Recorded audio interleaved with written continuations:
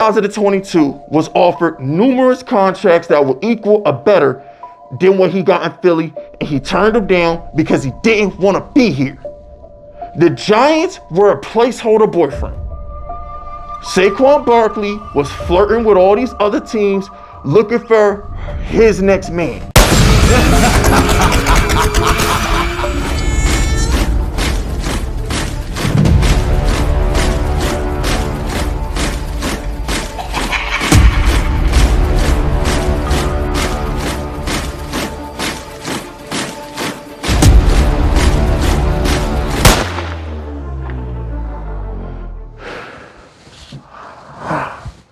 All right, look.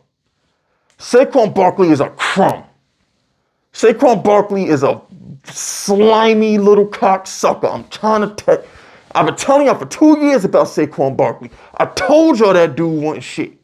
But before I rant on Saquon, listen, head over to my Fist Vicious channel. You understand me? Head over to my Fist Vicious channel, hit the sub button. I got the Donald Trump assassination attempt reaction up there. I got a video about working through failure, the mental trauma, the stress, the anxiety, the anger that failure does, that you have to find a way to push through. So head on over to the Fist Vicious channel. Go get them jewels, especially if you're an up-and-coming entrepreneur. You might need some motivation. You might need somebody to cope with what you're dealing with. I'm here for you. Head over there. You know what bothers me the most about Saquon Barkley? It's one thing to leave me for a random. If you meet a doctor, you meet a lawyer, you meet some random dude at the Foot Locker, fine. That's cool. It is what it is. But there's two people that no woman should ever disrespect her boyfriend by leaving him for. Number one, never do it with your best friend. That's how people get clapped. And number two, never go to the ops. That's how you and people get clapped. You don't do that. If you're a girl and you watch this video, do not sleep with his best friend, and don't go sleep with the enemy that he's trying to clap every day he wake up and get out the bed. Don't do that. Saquon Barkley could have went to the Houston Texans and we wouldn't have cared. But instead, he went to the Eagles. Now, I'm going to be honest with you. I don't care for Saquon. I think he's trash. I really think Saquon Barkley's overrated. Saquon Barkley, he's a whole lot of sizzle and not a lot of steak. Period. See, if you watch the Giants every week, you understand that he really don't contribute to nothing. If Saquon Barkley was like that, where's his Derrick Henry season where he carried us to the playoffs? Where's his Christian McCaffrey season where he carried us to a Super Bowl? Like, when has Saquon Barkley ever had a stretch for like a month? Remember with Tiki Barber back in 2006? Tiki Barber's last year is with the Giants. He had like a 6-week stretch, 150, 200 yards, 3 touchdowns, 2 touchdowns, 200 yards. Tiki Barber had a stretch where he ran us into the playoffs in 2006. Saquon Barkley has never done that. The only year we went to the playoffs with Saquon Barkley, Daniel Jones has 7 fourth-quarter game-winning drives. How the hell can Saquon Barkley be carrying the team when every win we had, except for the Colts game and the Texans game, was a Daniel Jones comeback? Where is the Saquon Barkley in that?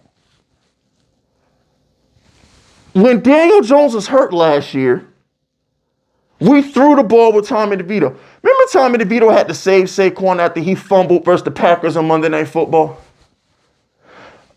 I'm rambling right now, but the point I'm trying to make is Saquon Barkley isn't like that. He's not. So I'm not mad that he left, because I don't believe he's like that. Where my anger comes in is the way he did it. It's the lies. He's a snake. He's a sucker. He's a worm. He's a freaking worm, and he just slithers around wherever he goes. He says one thing to the media, and he goes on Twitter, and he pleads for sympathy, when behind closed doors, he didn't even want to give Joe Schoen a chance to match the offer. Joe Schoen called John Mara, and he said, well, the agent says he might, maybe, he's mum on if he's going to give us a chance to match the offer. He doesn't know if Saquon Barkley actually wants to come back to the Giants. When in reality, behind closed doors, he don't want to be here. But God forbid you go on Twitter or you go on Instagram or you go on YouTube, Saquon Barkley is, I want to be a Giant and I want to go in the Ring of Honor and I want to be next to Tiki and Jake. No, you don't. I would have more respect for Saquon if he just came out and said, I don't want to be here. At some point, fellas, it doesn't matter how many flowers you buy a girl. It doesn't matter how many beautiful cards you get her. It doesn't matter how long you dick her down, how good you eat her out. It don't matter what you do for that woman. When she loses attachment, when she loses respect, and she no longer wants to be with you, she's going to leave. Saquon Barkley did not want to be a Giant. Joe Schoen offered him that contract last year. Am I lying? Didn't we have a report that he was offered $14 million at the bye week? Didn't we have a report that he was offered $13 million, 12 and a half? Saquon Barkley in 2022 was offered numerous contracts that were equal or better than what he got in Philly, and he turned them down because he didn't want to be here. The Giants were a placeholder boyfriend. Saquon Barkley was flirting with all these other teams looking for his next man. So once Saquon Barkley found the next man, he broke up with the Giants. That's all it was. The Giants was a placeholder boyfriend. The minute Saquon Barkley found an upgrade, he left. Oh, baby, I love you. I want to be by your side while you build this business. I'm here for you, baby. I'm sorry what happened to you at work. I'm sorry about everything that's going on, but I'm here for you. I'm always going to be in your corner. Meanwhile, she texted this nigga in a Benz, talk about, so when can I suck your dick? Saquon Barkley's a slimy cocksucker, and I'm happy he's in Philly. Fuck him. To happier times, though. The New York Football Giants are a pass rushing team. We are a pass rushing franchise. When you think of the Steelers, you think of linebackers. When you think of the Colts, you think of quarterbacks. When you think of the Giants, you think of Lawrence Taylor, Michael Strahan, Justin Tuck, Ozzie Umenyiora, JPP. You think of pass rushers when you think of the Giants. That's our legacy. This is what I understand. This is what I comprehend. This is what I know.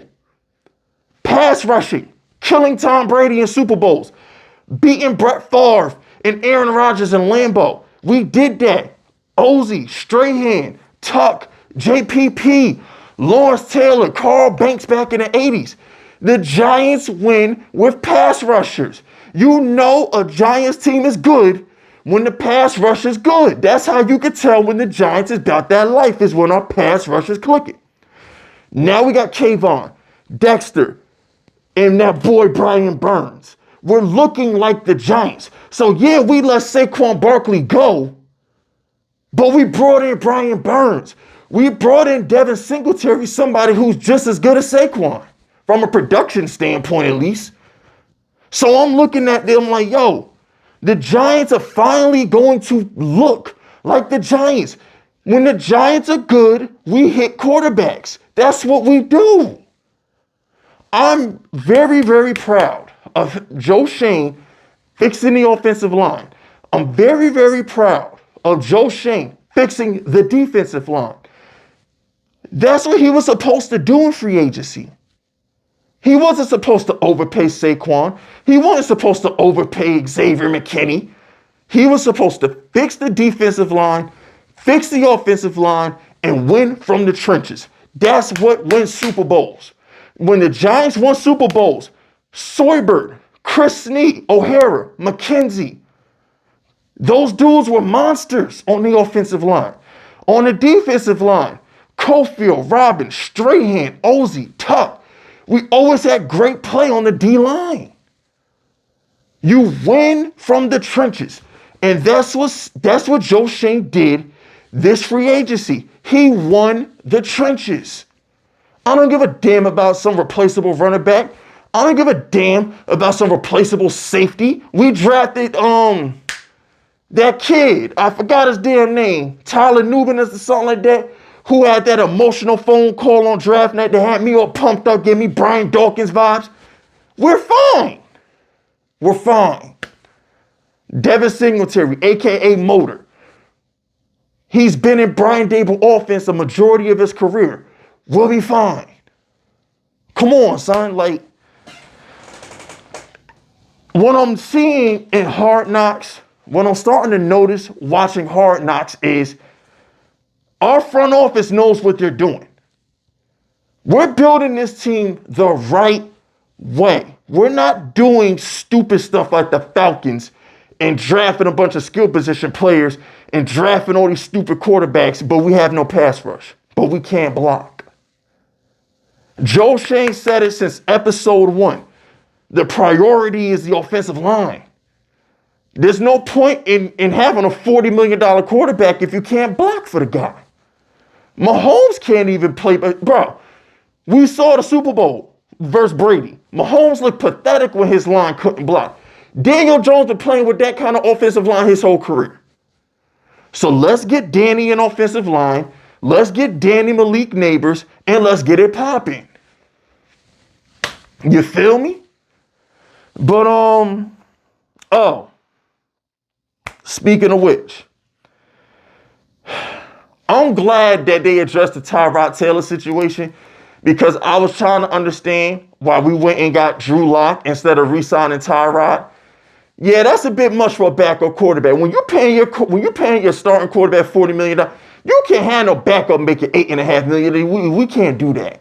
That's a bit much. But I'll tell you what though, they have little to no respect for Tommy DeVito. I ain't heard Tommy DeVito name come up one time this whole damn 3 episodes. And another thing, Joe Schoen wants a quarterback. Daniel Jones, oh, your ass was great. Ooh, Daniel Jones, you were so close to getting replaced. Oh my gosh. Remember when him and Dable was talking on the couch? And Dable said, yeah, we'll have the same quarterback room as last season. And Joe Schoen said, maybe not. Next week, when they really start talking about trading up for a quarterback, it's going to get good. Oh, get your popcorn. It's going to get good. Oh my gosh. Yo, the internet giants Twitter is going to break next week when we find out what really happened with the Patriots. Oh, I can't wait. This is like finding out who killed JFK. This is like finding out who killed Pac and Biggie. This is what Giants fans live for. This is Giants conspiracy theories being answered right now. I can't wait for next week's episode. It's going to be great. But anyway, that's it. That's all. Hit the like button. Hit the sub button. Drop those FUs in the comments if you rockin' with me. And stay vicious. Dismiss.